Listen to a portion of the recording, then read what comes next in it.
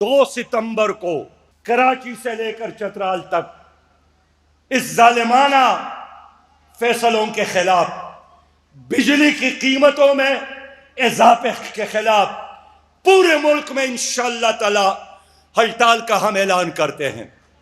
ہڑتال ہوگا انشاءاللہ اور بھرپور ہوگا انشاءاللہ۔ ہم اس حکومت کو مجبور کریں گے کہ اپنے فیصلے واپس لے لے۔ برداشت کرنے کے قابل نہیں ہے یہ فیصلے، ہضم کرنے کے قابل نہیں ہے یہ فیصلے۔ ہمارے ساتھ اب دینے کے لیے مزید پیسہ نہیں ہے۔ لوگوں کے ساتھ شاید ایک چیز رہ گئی ہے اور وہ سانس ہے، سانس۔ یہ حکومت چاہتی ہے کہ لوگوں کے سانس لینے پر بھی ٹیکس لگائے۔ آپ بجلی کا بل دے کے 16 اقسام کے ٹیکسز اس میں ہیں۔ بابا کس چیز کا ٹیکس آپ اس میں ڈالتے ہیں؟ میں نے جو بجلی استعمال کی ہے، 100 یونٹ استعمال کی ہو تو 100 کی قیمت مجھ سے لے لے، لیکن ادھر ادھر کے 16 اقسام کے ٹیکسز اس میں شامل کر کے آپ کیوں میرا خون نچوڑنا چاہتے ہیں؟ آپ کیوں میرے بچوں کو رلانا چاہتے ہیں؟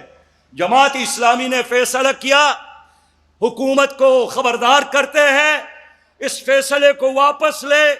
ہم نہیں مانتے تمہاری ظالمانہ فیصلوں کو، آپ کا یہ مینڈیٹ ہی نہیں ہے۔ لوگوں، اس لیے میری بات سن لے۔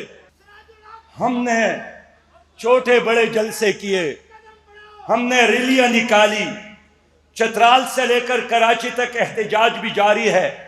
اب عوام خود اٹھ رہے ہیں، بلوں کو جلا رہے ہیں، اور میں خبردار کرنا چاہتا ہوں کہ اگر آپ لوگوں نے بجلی کی قیمتوں میں اضافے کو واپس نہیں لیا، لوگوں کے ہاتھ تمہارے گریبانوں تک پہنچ سکتے ہیں۔ تمہارے وابدہ کے دفاتر نہیں کھلیں گے۔ یہ تمہارے باپ کا ملک نہیں ہے، یہ 24 کروڑ عوام کا پاکستان ہے۔ میں نہیں مانتا ہوں IMF کی غلامی، میں نہیں مانتا ہوں ورلڈ بینک کی غلامی، میں آزاد پاکستانی ہوں۔ آؤ میرے ساتھ حساب کتاب کرو۔ میں بھی فائنانس منسٹر رہا ہوں، میں بھی فائنانس کو جانتا ہوں، میں نے بھی ورلڈ بینک اور IMF والوں کو ڈیل کیا۔